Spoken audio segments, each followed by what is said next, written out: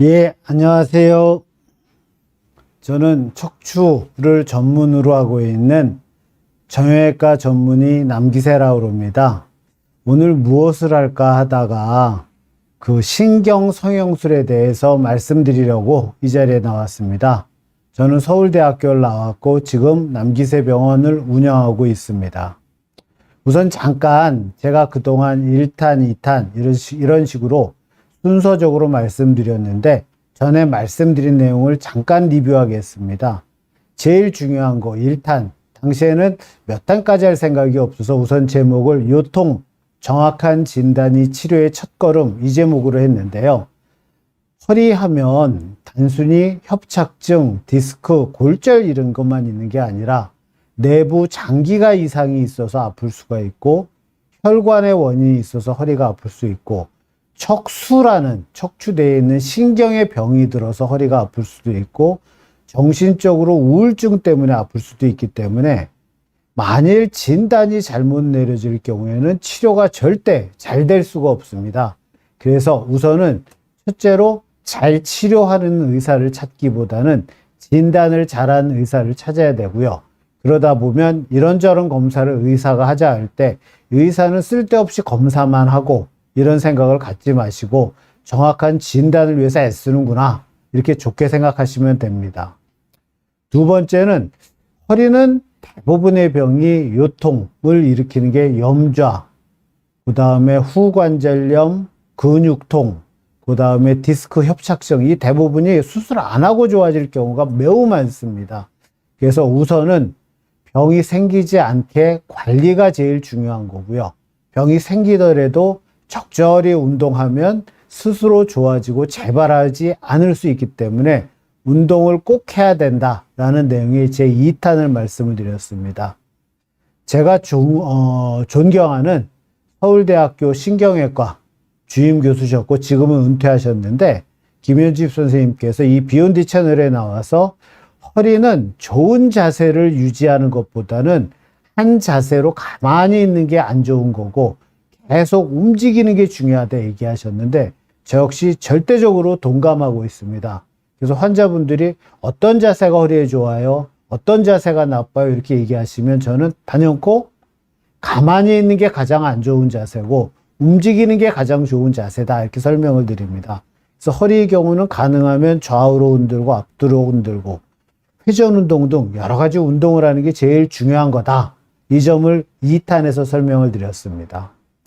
3탄에 있어서는 뭘 할까 하다가 저희들이 흔히 약물 물리치료는 아는데 요즘 대부분 통증 클리닉, 재활의학과 그리고 한방에서도 주사치료를 많이 쓰더라고요. 주사치료가 어떤 게 있는지 설명을 드렸고요. 의사가 주사를 맞자 얘기했을 때 크게 걱정하실 필요 없습니다. 대부분 뼈주사라 걱정이 된다, 두렵다 하는데 대개 6개월에 3번 정도는 큰 문제가 없고요.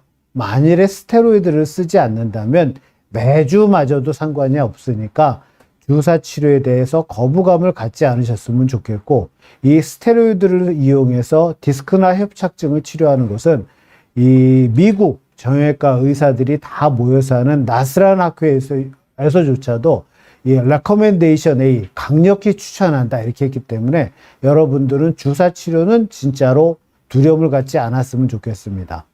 그리고 4탄에 대해서 설명을 드리려 하는데 지난번에는 제가 사정이 있어서 조영규 원장님하고 같이 말씀드렸고요. 오늘은 이 흔히 요즘 신경성형술, 시술 이렇게 많이 이해가 되어 있는 이 신경성형술 뉴로플라스티에 대해서 정확히 자세히 설명드리려고 이 자리에 나왔습니다. 이 신경성형술이라는 게 뭔지 먼저 설명을 드리면 신경성형술은 1999년 라찌라는 의사가 이 허리에 주사 놓는 게 아니라 가느다란 카테터를 신경과 디스크에다가 놓으면 유착이 풀어지고 염증이 가라앉아서 병이 좋아진다 해서 처음으로 보고하였고요. 이게 우리나라에 들어오면서 신경성형술보다는 감압신경성형술 이렇게 명칭이 통일되었습니다. 그래서 2000년대까지는 뭔가 감압, 눌리는 거를 풀어주는 효과와 신경성형술, 신경의 손상 가능을 막아준다. 이렇게 해가지고 서서히 보급되고 있었고, 당시에는 이게 수술할 정도도 아니고 약 먹고 물리치료로도 잘 안 좋아지는 이런 애매한 병들에 처음 사용되기 시작하였던 방법입니다. 이 신경성형술이 나타나게 된 가장 큰 이유는 이렇습니다. 저희가 허리는 가능하면 수술하지 말고 비수술 치료를 하라 이렇게 되어 있는데, 이 애매한 게 있습니다. 비수술 치료를 했는데 환자는 계속 아파하고, 수술을 권하긴 좀 그렇고, 이럴 때 가장 많이 사용되는 게 주사 치료인데, 주사를 맞아도 안 낫는 경우가 있거든요. 그렇다고 수술은 좀 그럴 때, 이럴 때 신경성형술이 당분간 많이 사용되었습니다. 여러분 잘 아실 겁니다. 대부분의 병원에 가서 허리가 아픕니다. 그러면 약 먹지요, 물리치료하죠, 복대 차세요, 주사 맞으세요, 이런 거 많이 하지 않습니까? 이 허리는 수술 안 하고 하는 게 1차적인 치료 방법이기 때문에 여러분 하는 이 방법이 틀린 거 아닙니다. 이렇게 했을 때 제 경험상 단순 염좌, 허리 삐끗한 것들은 90% 정도 내에서 1, 2주 내에 좋아집니다. 그러니까 우선 내 허리가 아프다 그러면 MRI 찍어야지, 수술해야 되나, 이런 두려움을 가질 필요 없고요. 우선 약 먹고 물리치료하고 잠깐 쉰다, 이렇게 생각하시면 됩니다. 요즘에는 이 잠깐 쉬면서도 잘 안 날 때, 그 다음 단계를 바로 시술이나 수술로 가는 게 아니라 주사 치료를 많이 사용되고요. 무슨 통증 클리닉 주사 치료합니다. 이게 다 이 신경 통증 주사 치료를 얘기하는 거고요. 이 방법은 비교적 효과가 좋고 믿을 수 있기 때문에 많이 사용되고 있습니다. 그래서 어쩌면 요즘은 약 물리 치료를 하는 것보다는 주사 치료가 좀 더 비수술 치료, 이렇게 보고되고 있는 것 같고요. 이 정확한 명칭은 주사 치료가 아니라 경막외 주사 치료, 어떤 의사는 신경 치료, 어떤 의사는 신경 강화 치료, 이렇게 쭉쭉쭉 이름이 조금씩 달라지고 있고요. 어쨌든 중요한 거는 허리 디스크 협착증도 약 물리치료와 함께 주사 치료로 흔히 사용된다. 그래서 3탄의 설명을 드렸었습니다. 어쨌든 이런 주사 치료가 너무 많이 사용되다 보니까 의사도 그렇고 환자도 그렇고 스테로이드를 너무 많이 쓰는 건 아닌데 하는 두려움에 자꾸 빠지게 됐고요. 환자 역시 뼈 주사 많이 맞으면 뼈가 녹는데 신경이 손상이 되는데 하는 두려움이 자꾸 생기게 됩니다. 그래서 이거 말고 다른 방법이 없을까 고민하다가 1999년, 즉 2000년대 초반에 나온 게 신경성형술이라는 시술입니다. 예전에는 약물, 물리, 주사 치료를 했는데도 병이 낫지 않고 허리가 아프고 다리가 땡긴다. 그러면 의사들이 아유, 안 되겠습니다, 수술합시다. 그래서 가장 많이 사용된 것이 내시경 수술, 현미경 수술, 그리고 좀 더 병이 심해서 관절에 불안정증이 있을 것 같을 때는 디스크를 제거하고 그 관절을 유압시키는 관절 유압술이라는 수술을 하였습니다. 근데 이렇게 수술로 가다 보니까 수술은 위험성이 있거든요. 내시경 수술이 요즘 많이 유행하고 있는데 이 하반신 마취로 7mm 되는 관을 통해서 디스크를 잘라낸다. 하지만 마취라는 위험성이 존재하고 피부에 구멍을 뚫어서 하기 때문에 감염, 상처 감염의 위험성이 있고 매우 드물기는 하지만 신경 손상의 가능성도 있어서 아무래도 이것도 수술은 수술이니까 피하고 싶은 게 환자의 마음이고 의사의 마음입니다. 다음으로 나온 게 현미경 디스크 제거술이라고 좀 더 전통적인 방법으로 내시경은 7mm 되는 관을 이용하는 반면에 이 현미경 제거술은 하반신 마취하고 보통 2, 3cm 한 요 정도 됩니다. 요 정도 피부 절개를 하고 병변을 제거해서 신경을 풀어주는 방법입니다. 이거는 이미 수백 년 전부터 사용되어 왔기 때문에 비교적 안전성이 많이 보고된 방법이지만 그래도 이것도 수술이니까 위험성이 있어서 의사도 환자도 안 하고 안 되나 이런 생각을 하게 됐고요. 그래서 나온 게 이 2001년도 조선일보에 나온 내용입니다. 당시에 우리들 병원 이상호 원장님, 아산병원 이춘성 교수님, 자생한방병원 신준식 원장님이 야, 이거 우리 요즘 수술을 너무 많이 하는 거 아니야? 약 먹고 물리치료 안 되면 무조건 수술하는 건 문제 있는 거 아니야? 그래서 이 3자 토론 이런 내용을 했던 겁니다. 당시에 제 기억으로는 이상호 원장님은 수술하자 파, 이춘성 선생님, 자생한방병원 원장님은 야, 좀 수술이 좀 너무 많이 되는 것 같아. 좀 줄이는 게 맞지 않아? 이런 얘기를 했던 게 기억이 나는데요. 어쨌든 그 당시 이춘성 선생님께서 하셨던 말이 있습니다. 디스크 등 척추 수술 절대 서둘지 마라. 이 얘기는 수술 안 하고 두세 달이면 한 80%의 디스크가 좋아지니까 수술하지 마라. 그래서 그동안 너무 과잉 수술을 하는 신경외과, 정형외과 의사들이 약간 반성하는 계기가 됐었던 것은 사실입니다. 근데 이렇게 수술하지 말라고 대학병원 선생님께서 얘기하다 보니까, 수술 안 하고 약물리 주사 치료하는 건 좋은데, 약물리 주사 치료로도 통증이 안 좋아질 때, 그때는 어떻게? 이렇게 해가지고 자꾸 고민하게 되었는데요. 그래서 2000년 초반부터 2010년 사이에 신경성형술이라는 게 점차적으로 인기를 끌고 있었고, 내시경 디스크 제거술이 인기를 끌고 있었는데, 그 당시 이춘성 선생님께서는 이런 내시경 디스크 제거술이나 신경성형술은 사기 수술이고 획기적인 수술이 아니다. 이거는 1, 2년 뒤면 없어질 거다. 이렇게 주장을 하셨었습니다. 근데 이게 지금 10년이 지났는데도 아직도 없어지지 않고 점차로 발전하고 있거든요. 그러니까 이춘성 선생님이 조금 좀 잘못 판단하신 거 아닌가라는 생각이 들고요. 그 당시 같은 아산병원에 있던 마취과 신진우 교수님입니다. 이분은 이거 신경성형술을 사기 수술이 아닌 좀 더 개발할 방법이 없어? 해가지고 이 카테터 끝에다가 풍선을 달아서 좀 더 유착을 풀기 편하게 하고 협착된 부위를 넓게 만드는 풍선 확장술이라고 신경성형술을 좀 더 한 단계 발전시킨 거를 발표했고, 그래서 9시 뉴스인가까지 이렇게 발표됐던 걸로 봅니다. 그러면서 이분이 얘기하신 내용이 있는데요. 이 풍선 확장술을 하게 되면 비록 1년 정도 됐을 때 60, 70% 환자가 재발은 하지만 20, 30% 환자는 재발하지 않는다. 이 방법은 위험한 게 없으니까 충분히 주사를 맞아도 통증이 조절이 안 될 때 바로 수술로 가지 말고 이 방법을 하자 해가지고 이런 방법을 제안했었고요. 저 역시 이분 얘기에 동의해서 많이 시행하고 있습니다. 앞에 보이는 그림이 바로 저희 풍선, 이 확장술 할 때 쓰는 이 기구인데요. 요즘은 한국에서 나온 이런 기구를 저는 많이 사용하고 있습니다. 다시 슬라이드로 돌아가면 어쨌든 이 신경성형술이 없어진 게 아니라 좀 더 개발되고 발전되어 가고 있다. 이건 분명하고, 이에 따라서 의사들도 테크닉이 점차로 늘고 있는 것이 사실입니다. 요 그림에서 보면 잘 보이시는지 모르겠는데 요게 카테터고 요 끝에 요 뿌연 거 요게 풍선입니다. 그래서 좁아진 데를 넓히는 겁니다. 일부 정형외과, 신경외과 의사는 이 풍선으로 뼈가 넓혀지겠어?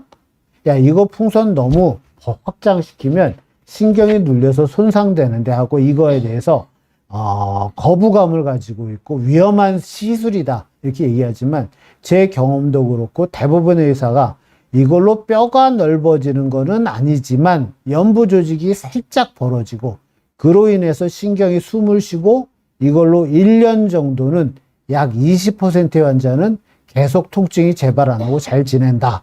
그래서 저 역시 많이 권하고 있습니다. 여러분들 많이 들어보셨을 겁니다. 이 신경성형술 의사들이 돈 받기 위해서 하는데 효과는 주사 치료하고 비슷한데, 이런 얘기 아마 들으셨을 겁니다. 저는 그렇게 생각하지는 않습니다. 그래서 논문을 좀 찾아봤고요. 우선 이 허리가 디스크가 있을 때, 협착증이 있을 때 왜 신경통이 생기냐면, 통증이 생기는 원인은 신경이 눌려서도 아프지만 생화학적인 요인, 즉 염증 물질이 생기기 때문에 아픈 것도 있거든요. 그래서 이 염증 물질을 씻어주고 눌린 거를 조금이라도 펴주면 환자는 통증이 좋아지고 정상 활동이 가능해지기 때문에 이런 신경성형술이 나온 겁니다. 그래서 이 정확한 치료 기전은 신경과 상처 조직이 달라붙어 있는 것을 띄어서 신경의 가동성을 넓혀주고 염증 물질을 줄여서 씻어내줘서 이 통증, 신경 손상을 막고, 저희가 스테로이드를 씀으로써 소염 작용을 이용해서 다시 염증이 생기는 걸 막는 이런 효과를 노리는 건데요. 이거에 대한 논문은 이 비교적으로 긍정적인 판단을 내려지는 경우가 많고, 그래서 대부분의 그 마취과 선생님 그리고 많은 퍼센테이지의 정형외과, 신경외과 선생님이 신경성형술에 대해서 긍정적인 생각을 가지고 있고, 심한 분들은 이렇게 결과가 좋은데 굳이 약 먹고 물리치료하면서 고생할 필요 있어? 시술이 위험하지도 않은데 차라리 허리 디스크 협착증 환자라면 처음부터 이 치료를 받아. 이거 첫 번째로 권하기도 합니다. 어쨌든 이거에 이 신경성형술을 할 때 효과가 좋은 건 사실이지만 한 가지 주의해야 될 점이 있습니다. 이 카테터가 아무 데로나 가면 되는 게 아닙니다. 정확하게 이 신경과 디스크 사이를 뚫고 가야 되고요. 그러기 위해서는 신경의 이 디스크 쪽, 즉 저희는 신경의 벤트럴 사이드라고 하는데 이 배 쪽, 신경의 앞쪽과 디스크 사이를 잘 뚫고 가야 제일 결과가 좋습니다. 물론 때에 따라 거기에 유착이 있는 경우는 의사가 글로 가는데 너무 위험해서 등 쪽으로 가기도 하는데, 그래서 이 신경성형술도 가능하면 실력이 있는 경험이 많은 의사가 해야 조금이라도 결과가 좋은 것입니다. 여기 보면 이 포지션 오브 카테터티브 벤트럴 쪽에 신경의 앞쪽에 있는 게 좋다, 이런 논문입니다. 어쨌든 이런 이 신경성형술이 주사 놓은 것보다 더 결과가 좋냐에 있어서는 논문들에 있어서 분명 결과가 좋다 그렇고요.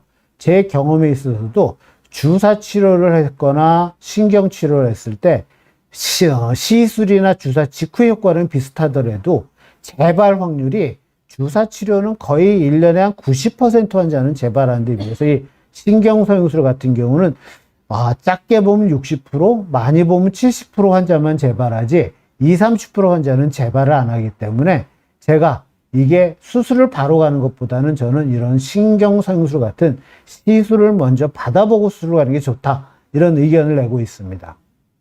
어쨌든 최근 들어서 이 신경성형술은 수술과 보존적 치료의 중간 단계, 어떻게 얘기하면 수술의 선행적 치료, 그리고 비수술로 치료 안 될 때 마지막으로 해볼 수 있는 보존적 치료, 이런 식으로 생각하시면 될 것 같습니다. 위험하지 않나? 이거 참 중요한 내용입니다. 좀 전에 제가 말씀드릴 때 신경성형술은 위험하지 않고 이런 얘기를 했는데 진짜 위험하지 않냐 할 때 실제로는 이게 의사의 기술에 따라서 위험할 수도 있는 시술 방법이기 때문에 잠깐 설명드리겠습니다. 이 시술할 때 환자는 이 그림에서처럼 엎드려 있는 자세를 취하게 되고요. 다리를 살짝 벌리고 마치 이 대변을 보듯이 고관절을 약간 숙이고 항문이 잘 나오게 이런 위치에서 시술을 받게 됩니다. 그래서 저희가 투시경이라는 걸 보고 이 꼬리뼈에다 바늘을 찔러서 먼저 위치를 확인하고 요 바늘 따라 카테터를 넣어서 하게 되는데요. 잠깐 요 모형과 카테터를 보여드리겠습니다. 이 허리 요 모형을 보여드리면 이 허리뼈에는 여기에서 보는 것처럼 꼬리뼈 여기 구멍이 하나 있습니다. 이거는 선천적으로 있고 사람마다 구멍의 크기가 매우 다양한데요. 어떤 사람은 구멍이 커서 쉽게 이 카테터가 들어가는데 어떤 사람은 작아서 이 뼈를 좀 갈아내고 넣어야 될 수도 있습니다. 어쨌든 이 구멍이 있는 거는 모든 사람이 다 있는 거고요. 이 구멍은 의사가 일부러 만든 게 아니기 때문에 구멍이 뚫어져 있어도 생활하는데 전혀 지장 없고 위험하지 않고 다 좋습니다. 그래서 이 구멍 따라 카테터가 쭉 들어가서 좁아진 부위까지 도착해서 이 좁아진 데를 이 풍선을 카테터를 이용해서 넓혀주는 방법입니다. 어떻게 보면 되게 쉬운데 중요한 거는 이 카테터가 잘못해서 이 노란 게 신경입니다. 이거를 뚫고 가거나 혈관을 너무 망가뜨리면 혈관이 찢어짐에 따라 출혈이 돼서 피가 신경을 눌러 마비가 될 수도 있고요. 이 신경에 구멍을 낼 경우에는 저희가 원하는 거는 이 신경 주머니 바깥 디스크와 사이의 유착을 풀어주는 건데 유착은 풀지 못하고 괜히 신경만 건드려서 신경 손상이 올 수도 있는 건 사실입니다. 하지만 이는 극히 드문 얘기고 경험 있는 의사라면 이 길이 아닌데 하고 바로 그 잘못된 것을 인지할 수 있기 때문에 그럴 위험성이 경험 있는 의사는 없다 생각할 수 있습니다. 다시 슬라이드로 돌아가겠습니다. 어쨌든 좀 전에 모델로 설명드렸듯이 이 방법 자체가 이 주사 바늘로 위치를 확인하고 거기 따라 카테터를 접근하는 방법입니다. 그래서 위험성이 거의 없다 보시면 되고요. 진짜 교과서적으로 있는 위험성은 아까 말씀드린 대로 혈관을 뚫었을 때는 피로 인해서 마비가 올 수도 있고 신경을 싸고 있는 물주머니인 듀라라는 것을 뚫을 경우에는 하반신 마취가 될 수도 있고요. 잘못해서 신경 주위에 어떤 혈종을 만들면 혈종이 마비를 만들 수 있기 때문에 매우 주의해야 되고요. 나중에 신경 손상으로 신경이 마비가 돼서 감각이 둔해지고 소대변 장애가 생길 수도 있고 에피두랄 업세스라고 그러는데요. 이거는 뭐냐면 상처 감염이 되면 신경 손상이 되는 매우 위험한 겁니다. 그래서 저 역시 이 시술을 하고 나서 일주일째 꼭 보고 있는데 어쨌든 위험성이 있는 건 사실입니다. 그래서 이 시술이 간단하고 안전한 거지만 그래도 경험 있는 의사한테 받아야 된다. 그게 제 주장입니다. 그래서 결론, 위험하지 않다. 하지만 실력 있는 의사한테 받았을 때 위험하지 않다는 거지 경험이 적거나 아니면 없는 사람이 할 때는 위험할 수도 있다. 이게 사실입니다. 그리고 재발 잘한다는데 이게 분명히 들으셨을 겁니다. 환자분들이 저한테도 많이 물어보시는데 실제로 이 시술 방법을 개발한 신진우 선생님이 논문에 써놓은 거에 보면 1년에 약 20% 정도 분은 재발을 안 하지만 80% 정도는 재발을 한다라고 얘기를 하셨고요. 제 경험상은 잘하면 주사 치료를 같이 병합해서 하면 1년에 50% 정도는 수술로 가지 않고 잘 버티시는 것 같습니다. 그래서 누가 수술합시다. 그럴 때는 수술을 받기 전에 한 번 정도 저는 시술을 권하는 게 이런 이유에서입니다. 잠깐 물 마시고 다시 하겠습니다. 이 시술하고 나서 바로 회사 가야 되는데요. 저는 일주일 이내에 정상, 몸을 써야 되는데 이런 질문 때문에 시술 후 관리에 대해서 설명드리겠습니다. 이거는 국소 마취로 하는 거기 때문에 하고 나서 1시간 정도 합병증이 생기지 않은지 무슨 문제가 생겼는지 아는지 확인하면 바로 활동이 가능합니다. 하지만 신경주위에 유착을 풀고 염증 물질을 씻어낸 거라 한 일주일 정도 육체적인 노동, 축구, 달리기 같은 좀 과격한 운동은 안 하고 일상생활 하는 건 되고요. 그리고 요 구멍, 되게 직경이 한 2, 3mm 되는 이 바늘을 이용해서 요 카테터로 하기 때문에 꼬리뼈인데 구멍이 하나 나거든요. 근데 거기에서 항문까지는 약 한 10cm 정도뿐이 안 돼서 거기에 위생이 중요해서 곧 막히는데 한 이틀 정도 필요합니다. 그래서 한 이틀 정도는 거기에 물이 들어가거나 지저분한 물질이 닿지 않게 관리는 해주시는 게 좋고요. 이틀 지나면 반창고 떼어버리고 샤워하셔도 될 정도 위험한 게 없고 하고 나서 통증이 다 빨리 안 좋아지는 경우도 제법 많습니다. 그래서 저 같은 경우는 한 달 정도를 지켜보는데 한 달 동안 그래도 약물 물리치료 하시는 게 좋고요. 필요에 따라 주사치료도 한다면 그래도 한 70%의 환자는 수술로 안 가고 통증이 호전돼서 정상 활동이 가능하니까 그런 식으로 관리하시면 된다 생각하시고 안타깝게 한 30% 환자분들은 결국에는 통증 조절이 안 돼 수술로 갈 수 있다. 이렇게 생각하시면 됩니다. 그리고 이 시술을 받은 환자분들이 제가 이렇게 30%는 효과를 못 볼 수도 있고 수술로 갈 수도 있습니다.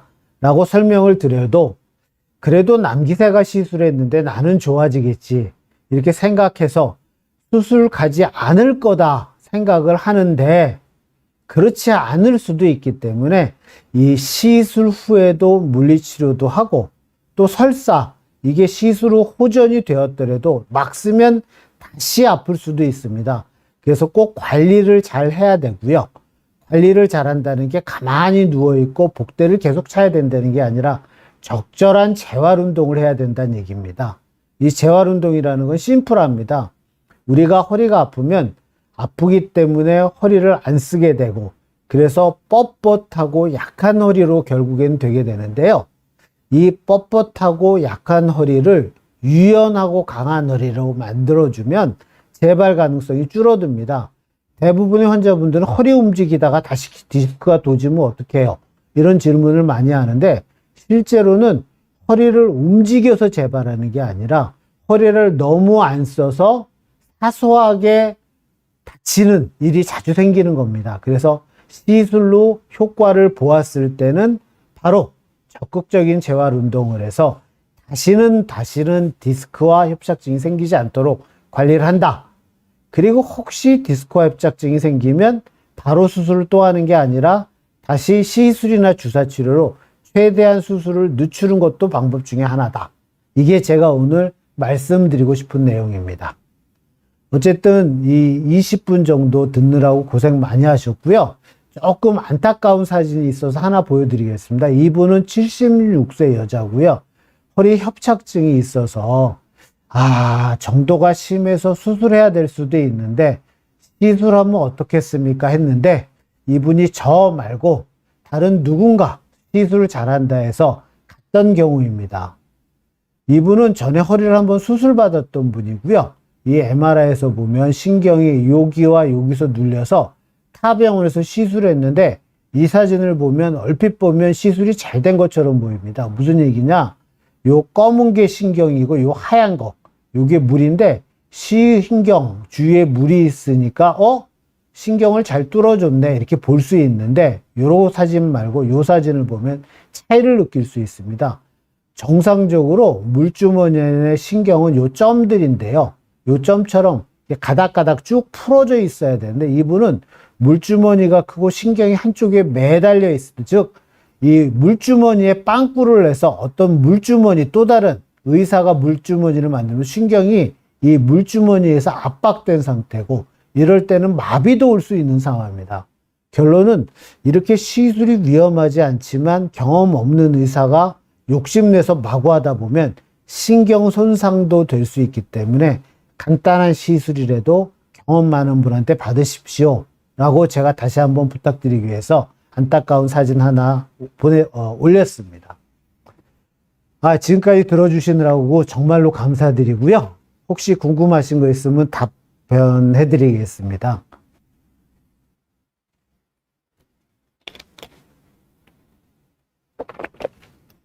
예. JM님이 마취에 대한 궁금증인데 손톱에 매니큐어 또는 봉숭아물을 들이면 마취가 안 되나요? 수술 전 젤 또는 매니큐어를 꼭 지우라고 하는데 궁금합니다. 이거는 무슨 내용이냐면 저희가 수술을 할 때 마취를 하고 환자가 숨을 잘 쉬는지를 체크하기 위해서 이 산소 포화도라고 아마 들어보셨을 거예요. 요즘 이런 스마트워치나 휴대폰에 보면 이렇게 돼서 이 안에 혈액이 잘 통하는지 보는 건데요. 수술장에서는 이 손톱 위에다 대서 이 손톱이 불그스레진 거, 여기를 측정을 하면서 이 사람의 산소 포화도를 측정하게 됩니다. 근데 이 환자분이 만일에 손톱에 매니큐어를 하고 있거나 어떤 걸 붙이고 있거나 봉숭아물을 드릴 경우에는 이 산소 포화도 측정하는데 오차가 생길 수 있습니다. 즉, 환자는 숨을 잘 쉬고 있는데 이 환자가 숨을 잘 안 쉬고 있습니다. 이렇게 기계에서 오인해서 마취과 의사한테 엉뚱한 정보를 제공할 수 있기 때문에 수술 직전에 병동에서 환자들께 손톱에 매니큐어 지우세요. 이렇게 얘기하는 거고요. 결론적으로 마취가 안 되는 게 아니라 마취한 상태에 산소를 잘 모니터링을 해야 되는데 손톱에 칠을 하면 모니터링이 잘 안 돼서 위험할 수 있기 때문에 지워라 이런 겁니다. 그리고 JM님이 두 번째 질문이 구두를 신고 몇 번 뛴 적이 있는데 그 이후로 기침 또는 크게 웃을 때 허리에 작은 통증이 있습니다. 구두를 신고 뛸 경우 디스크가 터질 수 있나요? 디스크는 자연 치료된다는데 몇 개월 동안 지켜보는 것이 좋을까요? 예, 맞습니다. 구두 신고 뛸 경우에 충격이 운동화를 신고 뛸 때보다는 많이 가고요. 이게 디스크가 터질 수 있습니다. 이해가 안 되시죠? 이게 어떻게 얘기해야 되나? 디스크가 찢어져서 간당간당할 때는 허리를 숙이는 것만으로 터질 때도 있거든요. 그래서 구두를 신고 뛰었기 때문에 터졌다기보다는 허리에 노화가 많이 온 상태에서 구두를 신고 가벼운 자극이 생겼지만 정상은 생기지 않는 디스크가 이분은 허리가 안 좋았기 때문에 구두 신고 뛴 것 때문에 발생했다. 이렇게 보는 게 정확하게 맞을 것 같고요. 디스크 자연 치료되는 퍼센테이지는 보통 3개월에 한 70% 정도 보고 있거든요. 그래서 저희가 3달 정도 지켜봅시다 이러는 게 그 이유고요. 3달 지켜봤는데 디스크가 안 좋아진다면 그 뒤에도 디스크는 잘 안 좋아지더라 라는 통계가 있어서 만일에 내가 허리가 아프고 병원 갔더니 디스크다 하는 진단을 내렸고 그에 맞는 치료를 했는데도 계속 아프다. 그러면 3달 정도 됐으면 수술 받는 게 좋습니다. 해피바이러스 님이 안녕하세요. 시술 시간은 얼마나 걸리나요? 부분 마취로 진행될까요? 아닙니다. 이 시술은 이 꼬리뼈 부분만 마취하는 국소 마취로 진행되고요. 환자랑 이야기를 하면서 합니다. 왜냐하면 혹시나 생길 수 있는 합병증을 체크하기 위해서 환자분이 발가락 움직여 보세요. 많이 아프세요? 여쭤보면서 하기 때문에 위험성은 없고요.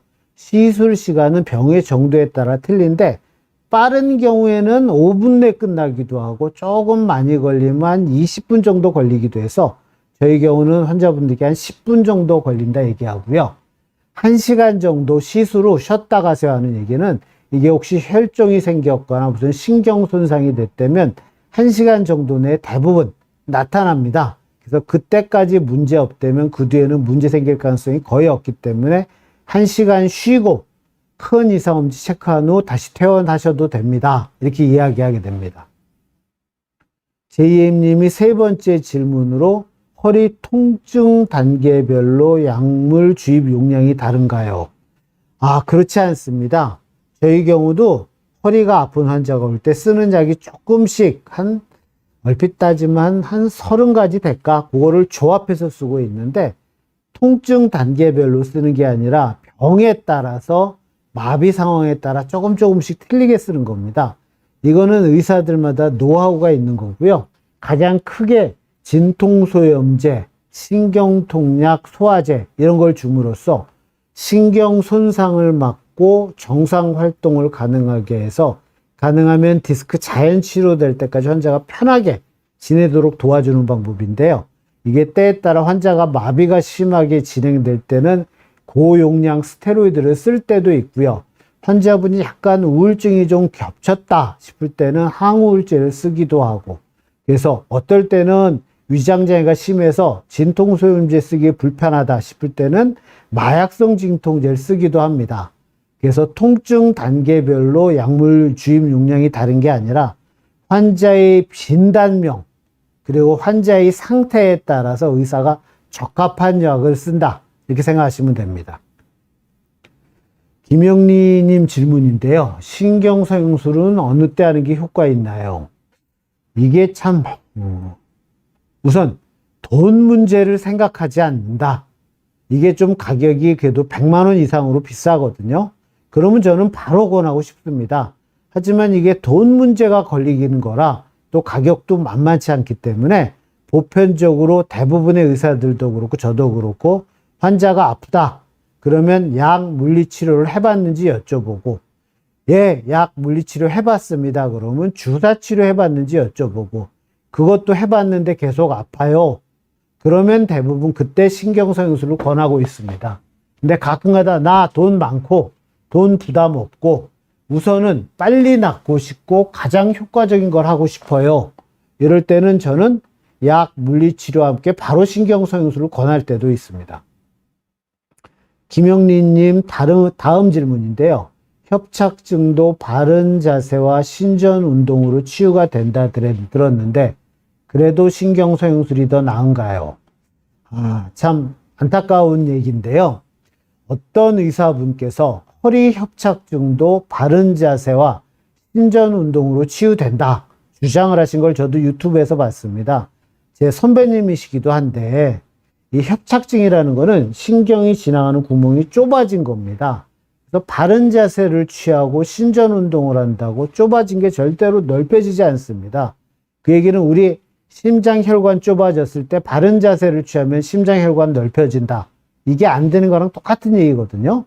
근데 그분의 주장은 협착증도 대부분 큰 문제가 없는데 디스크가 겹쳐서 아프기 때문에 이 디스크 치료를 위해서 바른 자세 신전 운동을 하면 된다. 이렇게 얘기하셨는데 저는 그 점에 있어서는 강력히 반대하고 있고요.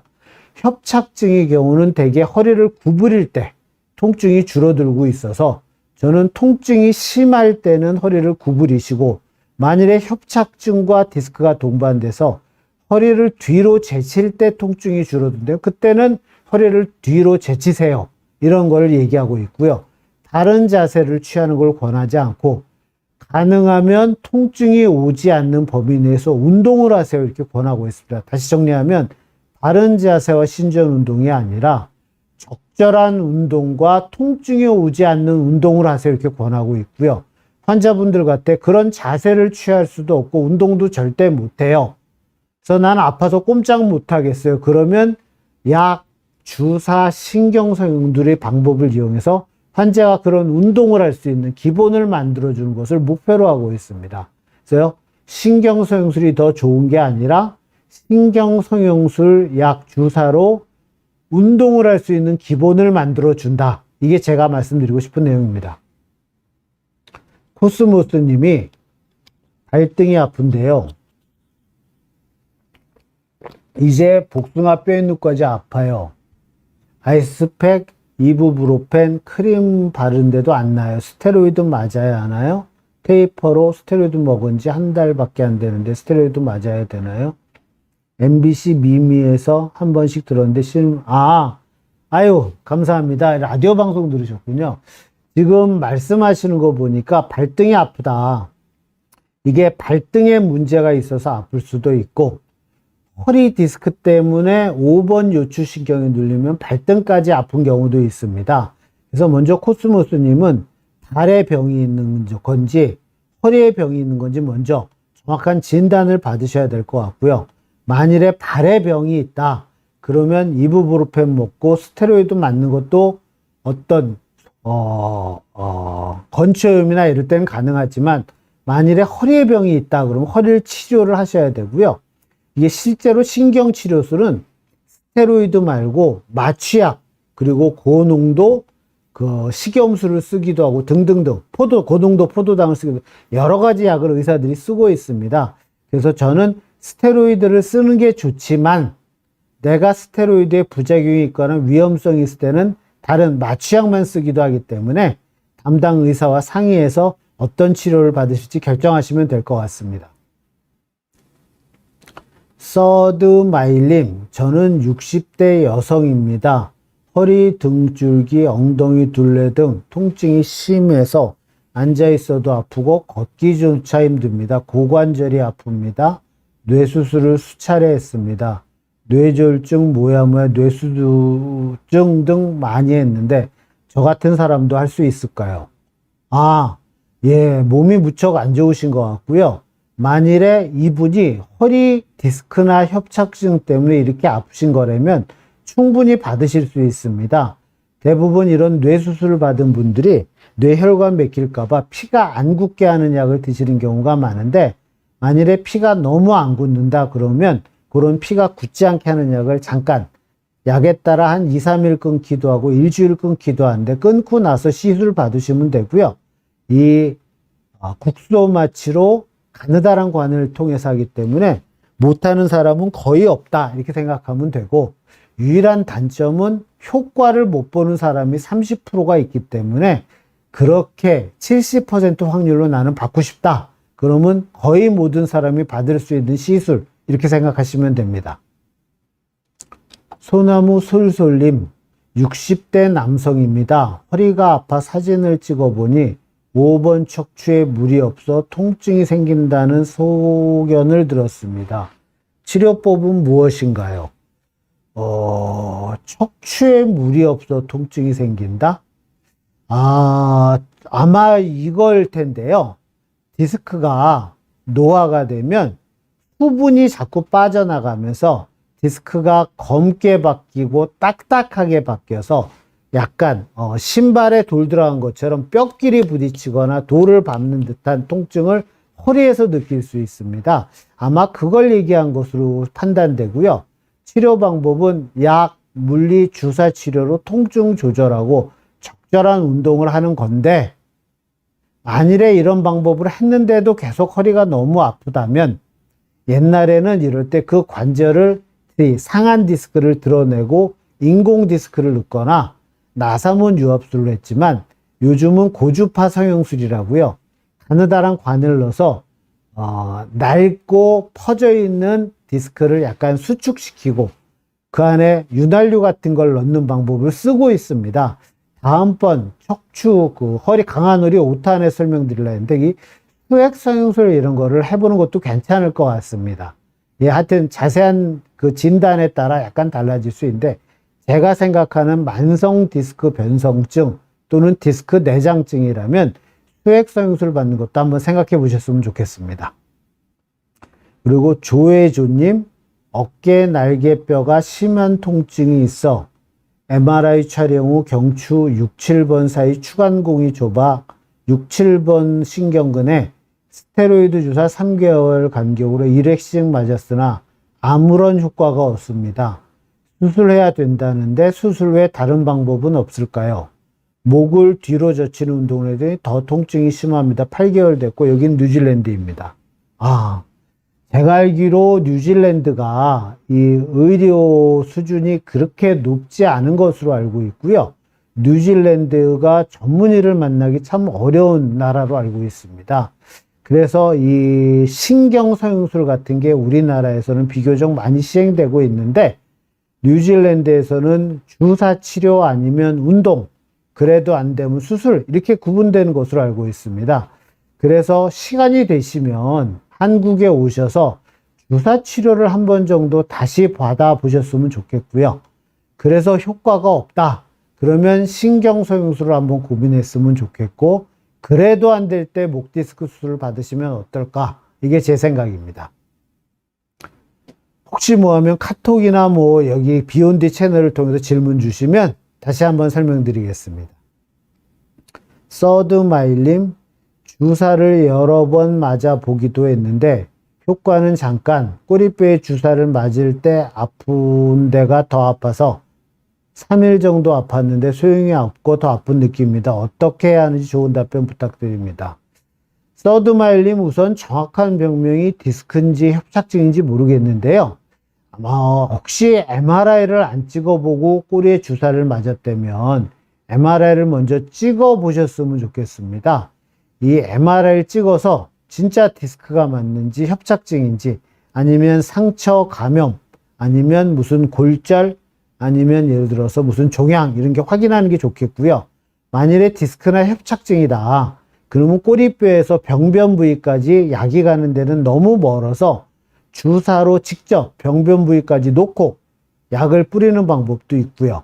아니면 주사로도 잘 안 간다. 그러면 좀 전에 말씀드린 신경성형술 요 카테터를 이용해서 병변까지 직접 가서 신경성형술을 받으면 효과를 볼 가능성이 매우 높습니다.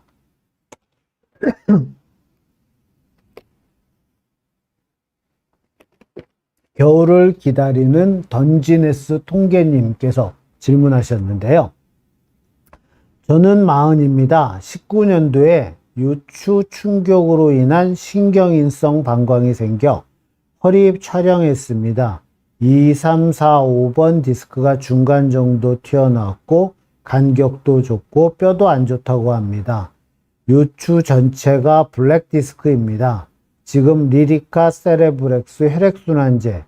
문제는 허리가 아픈 것도 있지만 다리 저림이 심합니다. 어떻게 하면 좋을까요? 15년도부터 20년까지 차단술을 20번 했습니다. 허리 통증은 약으로 조절되고 있습니다. 좀 고민이 되는데요. 이분은 나이가 40뿐이 안 되는데 다리 저림이 심해서 고생하시는 것 같고요. 신경차단술을 오랫동안 여러 번 했는데 힘들다면 저는 우선은 정확한 원인을 한번 다시 찾아봤으면 좋겠습니다. 이 다리 저림이 심하다. 그러면 저희들은 가장 먼저 허리 디스크 협착증을 생각하지만 때에 따라서는 혈관에 이상이 있어 다리가 저릴 수도 있고 등 디스크나 목 디스크 때문에 다리가 저릴 수도 있고 신경 자체가 병들어서 저린 경우도 있고 호르몬 이상 때문에 다리가 저린 경우도 있습니다. 그래서 계속 주사를 맞고 이것보다는 우선은 다리 저린 원인을 다시 한번 다른 전문의와 상의해서 원인을 찾아보는 걸 권하고 싶고요. 만일에 이게 허리 디스크 때문이다, 허리 협착증 때문이다, 그러면 신경성형술을 한번 받아보시는 게 좋겠지만 실제로는 우선 제일 쉬운 게 목이나 등 디스크, 협착증 때문에도 이렇기도 하기 때문에 MRI를 목이나 등을 먼저 해봤으면 좋겠습니다. 답이 되셨는지 모르겠습니다. 한송이님 질문입니다. 선생님, 저는 허리 협착증, 무릎 통증 때문에 통증 주사를 맞고 진통제도 먹는데 간 수치가 올라가서 진통제는 안 맞고 있는데 스테로이드도 간 수치와 신장에 안 좋은가요? 제가 내과 의사가 아니라 이 점에 대해서는 조심스럽게 답드리는데요. 제 환자 가운데도 간이 안 좋은 환자가 있었고, 그럴 때 간 전문 내과 선생님께 여쭤보니까 이 마약성 진통제와 스테로이드는 대부분 간에 큰 무리가 안 된다 하더라고요. 그래서 저는 이렇게 콩팥이나 간이 안 좋은 환자분의 경우에는 진통소염제를 쓰지 않고 마약성 진통제나 스테로이드를 이용해서 통증 조절을 하고 비수술 치료인 시술, 주사 등을 위해서 좀 더 확실하게 고쳐주고 있습니다. 그리고 만일 통증 조절이 되면 운동을 하면서 점차로 스테로이드와 마약을 끊는 식으로 하고 있기 때문에 이 진통소염제는 끊고 스테로이드 주사나 마약성 진통제 이쪽으로 하면 좋을 것 같습니다. 제이님, 병원에서 MRI 촬영하는 기준을 내려주실 수 있나요? 이거는 어떻게 생각하면 의사가 기준을 내리는 게 아니라 환자가 기준을 내려야 됩니다. 무슨 얘기냐? MRI 경우는 자석을 이용해서 촬영하는 거기 때문에 몸에 해가 되는 게 아무것도 없습니다. 유일한 해가 된다면 돈이 많이 든다인데 요즘 싸게 찍는 병원은 20몇만 원이면 찍고 비싼 데는 한 70만 원 정도 합니다. 그래서 보편적인 기준은 약물리 주사 치료를 2-3달 해도 아프고 정확한 진단이 필요한 상태 때 MRI를 찍으세요지만 나 돈이 중요한 게 아니야. 내 몸이 더 중요해. 20-30만 원 정도는 내 몸 건강을 위해서는 비싼 돈이 아니야 라고 생각하는 경우에는 바로 찍으셔도 됩니다. 대답이 되셨는지 모르겠습니다. 오션님, 고주파를 이용한 시술은 정상적인 추간판 측면을 뚫고 들어가는데 시술될 때 천공된 구멍이 다시 닫히는 건지 궁금합니다. 이런 천공이 또 다른 통증을 유발하거나 추간판을 악화시키는 건 아닌지 궁금합니다. 요 역시 다음번 강한 허리 5편에서 말씀드리려 했던 수액성형술에 대한 내용인데요. 이 고주파를 이용한 시술을 할 때 정상 추간판 측면을 뚫고 들어가는 게 아니라 노화된 추간판 측면을 뚫고 들어가는 겁니다. 그래서 저희 역시 그 구멍이 손상이 될까 최선을 다하고 있고요. 그래서 이 뚫는 바늘이 이 찢는 게 있고 넓히는 게 있는데 그 바늘 모양이 찢는 게 아닌 넓히는 걸 쓰는 이유가 뽑았을 때 다시 꽉 다물게 하기 위해서 그런 걸 쓰는 거고요. 혹시 안 다치더라도 그 구멍 크기가 1mm도 안 됩니다. 그래서 대부분 상처 조직으로 아물기 때문에 그 구멍이 다시 안 다칠까 걱정할 필요는 없습니다. 하지만 구멍을 내고 나서 안에 상처난 이 디스크를 지져주는, 고주파로 다듬어주는 시술을 하게 되는데 그 과정에 잘못하면 신경 손상을 줄 수도 있고 또 너무 멀리하면 이 저희가 없애고 싶은 손상된 그래듈레이션 티슈라고 하는데 염증 뭉치 있습니다. 그게 잘 안 제거될 때 통증이 호전이 안 될 수가 있는 게 중요합니다. 그래서 고주파 이용한 시술은 구멍은 걱정할 필요 없다. 하지만 유일하게 걱정해야 될 거는 효과를 못 볼 가능성이 있는 거. 이게 더 중요하다. 이렇게 이해하시면 됩니다. 자네님이 질문하셨는데 60대 남성이고 척추관 협착증으로 펜 시술 받은 지 1년이 조금 안 됐습니다. 아직 다리 저림이 남아있는데 어떤 치료를 해야 하나요? 저 역시 이 자네님 같은 환자분들이 제법 많습니다. 그러면 저는 자네님 같은 분한테 여쭤봅니다. 시술 전보다 좋아진 건 분명한가요? 그리고 지금 정도로 계속 지내실 수 있습니까? 이게 무슨 얘기냐? 시술 전보다 좋아진 게 분명하다. 그러면 지금처럼 수술 안 하고 계속 비수술을 했을 때 좋아질 가능성이 많기 때문에 여쭤보는 거고요. 지금 정도면 지낼만 하십니까? 여쭤보는 이유는 만일에 이 상태로 지내기 어려울 정도의 통증이나 저림이다. 그러면 좀 더 적극적인 주사 치료를 하거나 어쩌면 수술을 권할 때도 있습니다.